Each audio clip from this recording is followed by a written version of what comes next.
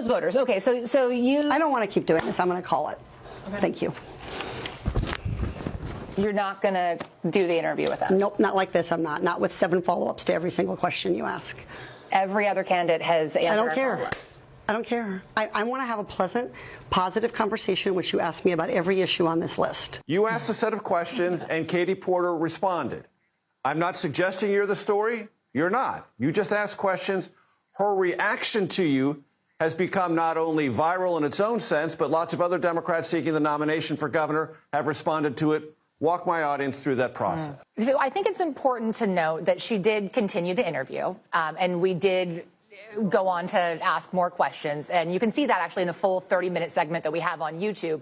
This is a 3-minute segment that was excerpted out of a 30-minute segment where we asked all of the candidates similar questions on the same issues. And we did that so that voters could really see side by side, not just how they feel about the issue, but how they answer when we push back and we sort of ask those tough follow-up questions, right? But I think even in greater context, Major, we had over 13 hours of interviews with 12 candidates on a dozen different issues. And it's a shame that this is the one thing that's gone viral. But frankly, my hope is that it will get people to then go watch the full interviews so they can see, the reason that we actually do this job. Exactly.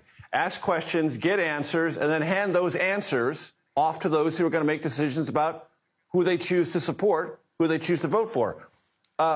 Redistricting was something you asked all the candidates about, correct? Mm-hmm. Yes, it was one of many issues. And listen, in California, it is one of the primary issues. We are being bombarded with what is called Prop 50 ads, for Prop 50, against Prop 50. Early on, this came sort of initially from Governor Newsom and then the Democratic supermajority in California, and they dubbed it the push to stop Trump's power grab. But 40% of California voters voted for President Trump in our last election.